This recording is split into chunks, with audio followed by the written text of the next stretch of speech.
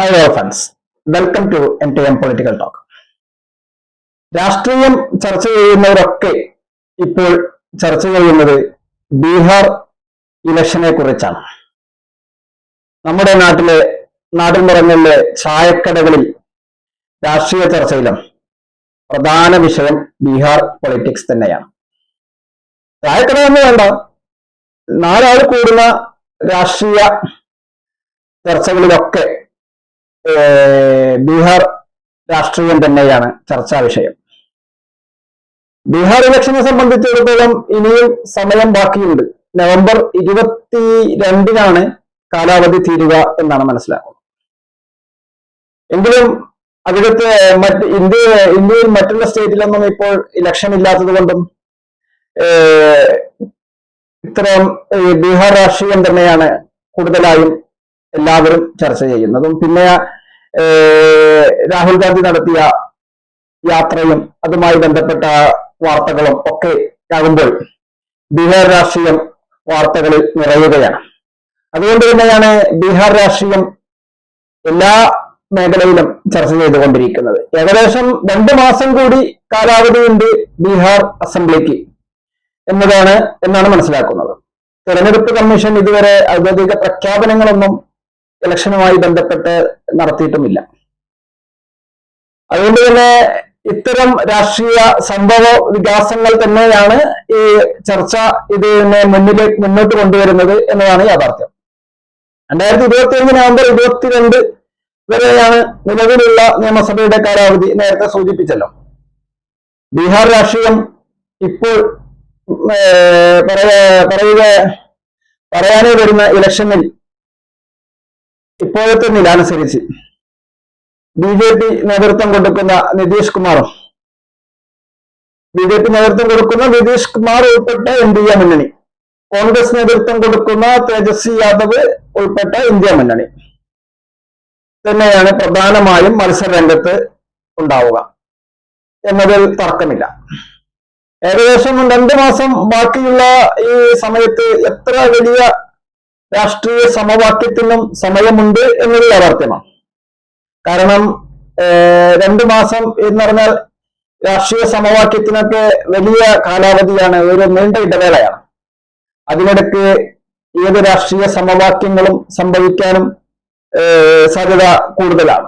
രാഷ്ട്രീയമായ മാറ്റങ്ങളും മുന്നണി മാറ്റങ്ങളും ഒക്കെ സംഭവിക്കുവാൻ ഒരുപാട് സമയം, ഈ 2 മാസം എന്ന് പറഞ്ഞാൽ രാഷ്ട്രീയത്തിനെ സംബന്ധിച്ചിടത്തോളം ഒരു നീണ്ട കാലയളവാണ്. എങ്കിലും മുന്നണി രാഷ്ട്രീയത്തെ സംബന്ധിച്ച് പറയുകയാണെങ്കിൽ NDA മുന്നണിയും ഇന്ത്യ മുന്നണിയും മാത്രമേ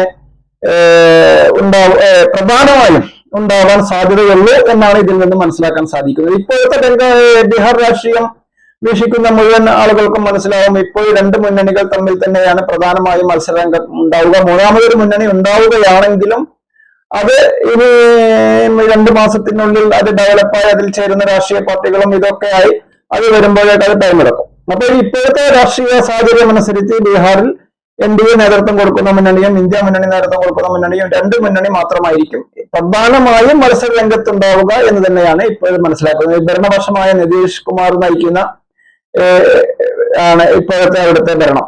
പ്രതിപക്ഷ നേതാവ് തേജസ്വി യാദവാണ്. അപ്പൊ അതാണ് ഈ NDA മുന്നണിയിൽ നിതീഷ് കുമാറും ഇന്ത്യ മുന്നണിയിൽ തേജസ്വി യാദവും എന്ന് നേരത്തെ പ്രത്യേകം എടുത്തു പറഞ്ഞത്. അതുകൊണ്ട് തന്നെ ഈ 2 മുന്നണികൾ തമ്മിൽ തന്നെയായിരിക്കും പ്രധാന മത്സരം എന്ന് തന്നെയാണ് യാഥാർത്ഥ്യം. എന്നാലും ഈ 2 മുന്നണികൾ തന്നെയാവും നേതൃത്വം കൊടുക്കുക. മറിച്ചൊരു മുന്നണി രൂപപ്പെടുവാൻ ഇനി സാധ്യത കുറവുമാണ്. ഇനി ഒരു മുന്നണി രൂപപ്പെടുത്താനും കൊണ്ടാലും പുതിയതായി രൂപമെടുക്കുന്ന മുന്നണിക്ക് ഏതെങ്കിലും ബീഹാർ രാഷ്ട്രീയത്തിൽ ചെയ്യാനും സാധിക്കില്ല എന്നത് അതിനുള്ള സമയമില്ല. കാരണം മുന്നണി മാറ്റങ്ങളും മുന്നണി രൂപീകരണവും ഒക്കെ സാധിക്കുമെങ്കിലും അതിൽ രാഷ്ട്രീയ പാർട്ടികളെ ചേർക്കലും കൂടുതൽ രാഷ്ട്രീയ പാർട്ടികൾ അതിലേക്ക് ആകർഷിക്കലും അതിനൊന്നുമുള്ള സമയം ഇനി ഇല്ല എന്നതാണ് യഥാർത്ഥം. എന്നാണ് ബീഹാർ രാഷ്ട്രീയത്തിന്റെ നിരീക്ഷണ ചുരുക്കം. ചുരുക്കി പറഞ്ഞാൽ BJP നിതീഷ് കുമാർ ഉൾപ്പെടുന്ന മുന്നണിയും കോൺഗ്രസ് തേജസ്വി യാദവ് ഉൾപ്പെടുന്ന ഇന്ത്യ മുന്നണിയും, ഇതിൽ 2ലും ഉൾപ്പെടാത്ത ചെറു പാർട്ടികളും പിന്നെ ബീഹാർ രാഷ്ട്രീയത്തിന് അപ്പുറം സ്വന്തം സ്ഥാനാർത്ഥിക്ക് സ്വാധീനമുള്ള മണ്ഡലങ്ങളുമുണ്ട്. മുൻപൊക്കെ ഇലക്ഷൻ വാർത്തകൾ ശ്രദ്ധിക്കുന്നവർക്കറിയാം, മറ്റുള്ളവർ എന്നൊരു പ്രധാന കോളം ഉണ്ടായിരുന്നു. ഇപ്പോൾ ആ കോളത്തിൽ ഇപ്പോഴത്തെ കണക്കിന് അംഗസംഖ്യ വളരെ കുറവാണ്. മുൻപ് മറ്റുള്ളവർ എന്ന കോളത്തില് വലിയ സംഖ്യ വരെ എത്തിയിരുന്നു, 3 അക്കം വരെ ഒക്കെ ഉണ്ടായ ഒരു കാലം ഉണ്ടായിരുന്നു മറ്റുള്ളവർ എന്ന കോളത്തിൽ. കാരണം സ്വതന്ത്ര സ്ഥാനാർത്ഥികൾക്ക് അത്രയും വിജയിക്കുവാൻ ആ കാലഘട്ടത്തിൽ സാധിച്ചിരുന്നു. എന്നാൽ ഇപ്പോൾ മറ്റുള്ളവർ എന്ന കോളത്തിൽ വളരെ അത് ശോഷിച്ച് അത് വളരെ ചെറിയ സംഖ്യയിലേക്ക് എത്തിയിരിക്കുന്നു. തീർച്ചയായും അത് ജനാധിപത്യത്തിന്റെ വിജയമാണ്. വ്യക്തികൾക്ക് വോട്ട് കൊടുക്കുന്നതിൽ തെറ്റൊന്നുമില്ല, വ്യക്തികൾ പ്രാധാന്യം ഒക്കെ ഉള്ള ആൾക്കാരൊക്കെ മത്സരിക്കുന്നതിലും തെറ്റൊന്നുമില്ല. അതൊക്കെ ഓരോരുത്തരുടെ സ്വാധീനം അനുസരിച്ച് മത്സരിക്കുക, അതൊക്കെ ഓക്കെ. എങ്കിലും രാഷ്ട്രീയ പാർട്ടികൾക്ക് ജനങ്ങളുടെ ഇടയിൽ സ്വാധീനം എത്തേണ്ടതുണ്ട്, എന്നാലേ ജനാധിപത്യം വളരുകയുള്ളൂ. ജനാധിപത്യം വളരണമെങ്കിൽ മറ്റുള്ളവർ എന്ന കോളത്തിൽ ആളുകൾ കുറയേണ്ടത് തന്നെയാണ്. മുന്നണിയായാലും രാഷ്ട്രീയ പാർട്ടി ആയാലും മത്സരിച്ച് ജയിക്കുക തന്നെയാണ് ആവശ്യം. മറ്റുള്ളവർ എന്ന കോളം ശോഷിക്കുന്നത് കൊണ്ട് ജനാധിപത്യം വിജയിക്കുന്നു എന്നതാണ് യാഥാർത്ഥ്യം. ജനാധിപത്യം വിജയിക്കണം. അത് വിജയിക്കണമെങ്കിൽ സ്വതന്ത്ര സ്ഥാനാർത്ഥി മത്സരിക്കുന്നത് ഒന്നും ഒരു തെറ്റല്ല. പക്ഷെ രാഷ്ട്രീയ പാർട്ടികൾക്ക് സ്വാധീനം വരേണ്ടതുണ്ട് എല്ലാ മേഖലയിലും. അതുകൊണ്ട് തന്നെ മറ്റുള്ളവർ എന്ന ആ കോളം ശോഷിക്കുന്നത് ജനാധിപത്യത്തിന്റെ വിജയമാണ് എന്നാണ് നമുക്ക് ഇവിടെ വീക്ഷിക്കുവാനുള്ളത്. അത് തീർച്ചയായും മറ്റുള്ളവർ എന്ന കോളത്തിൽ വിജയികളുടെ എണ്ണം കൂടുതലുണ്ടായിരുന്ന ഒരു കാലഘട്ടം നേരത്തെ സൂചിപ്പിച്ചുള്ളൂ. എങ്കിലും ഓരോ ഇലക്ഷൻ കഴിയുന്തോറും മറ്റുള്ളവരുടെ കോളത്തിൽ സംഖ്യ ചെറുതായി വരുന്നത് കാണാം. ഇത് ജനാധിപത്യ വിജയമാണ് എന്ന് തന്നെയാണ് ഒന്നുകൂടി ഉറപ്പിച്ച് പറയുവാനുള്ളത്. ഇത് നല്ലൊരു പ്രവണതയാണ്. എല്ലാവരും രാഷ്ട്രീയം മനസ്സിലാക്കുന്ന ആളുകൾക്ക് ഇതിനെപ്പറ്റി കൂടുതൽ നമ്മൾ പറയേണ്ടതില്ല. എല്ലാവർക്കും വ്യക്തമായ രാഷ്ട്രീയം ഇപ്പോൾ ഈ കാലഘട്ടത്തിലുണ്ട് എന്നത് തന്നെയാണ് അത് സൂചിപ്പിക്കുന്നത്. കാരണം പ്രത്യേകിച്ച് ഇപ്പോൾ സോഷ്യൽ മീഡിയയുടെ കാലം കൂടിയാണല്ലോ.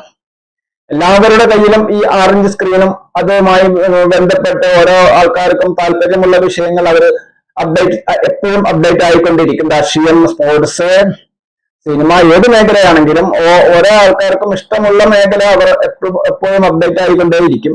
അതുകൊണ്ട് തന്നെ എല്ലാവരും എപ്പോഴും നമ്മൾ നാളെ അറിയേണ്ട വാർത്ത ഇന്നറിയുന്നു എന്ന് പറയുന്നത് പോലെ എല്ലാവരും എല്ലാ വിഷയത്തിലും അപ്ഡേറ്റ് ആണ്. അതുകൊണ്ട് തന്നെ സ്വതന്ത്രരുടെ കോളം, മറ്റുള്ളവരുടെ കോളം ഇനിയും ശോഷിക്കാൻ തന്നെയാണ് സാധ്യത. ഈയിടെ രാഹുൽ ഗാന്ധി നടത്തിയ വോട്ടധികാര യാത്ര ബീഹാർ രാഷ്ട്രീയത്തിനെ സംബന്ധിച്ചിടത്തോളം വളരെ ജനശ്രദ്ധ നേടിയിരുന്നു. 1300 കിലോമീറ്റർ നീണ്ട ഒരു യാത്രയായിരുന്നു അത്. അതിന് വലിയ വാർത്താ പ്രാധാന്യവും നേടിയിരുന്നു. ബദലായി NDA മുന്നണി മണ്ഡലങ്ങൾ തോറും വലിയ വിപുലമായ ഒരു രാഷ്ട്രീയ ബോധവൽക്കരണ ക്ലാസ് പരിപാടിയും NDA മുന്നണിയും നടത്തുന്നുണ്ട്. അതും വലിയ വാർത്താ പ്രാധാന്യം നേടിക്കൊണ്ടിരിക്കുകയുമാണ്. ഒത്തിരി പരിപാടികൾ ഇന്ത്യ മുന്നണിയുടെ ഭാഗമായും NDA മുന്നണിയുടെ ഭാഗമായും എല്ലാ മണ്ഡലങ്ങളിലും നടന്നു വരുന്നു എന്നതാണ് യാഥാർത്ഥ്യം.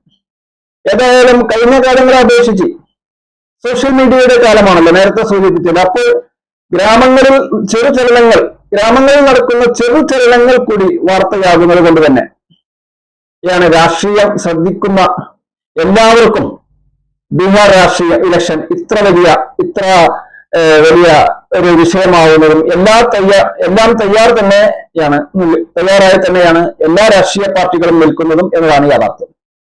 ഇലക്ഷൻ കമ്മീഷന്റെ പ്രഖ്യാപനത്തോടെ തീയതി അറിയുമ്പോൾ രാഷ്ട്രീയം ചൂടിലേക്ക് ബീഹാർ കടക്കും എന്നത് യാഥാർത്ഥ്യമാണ്.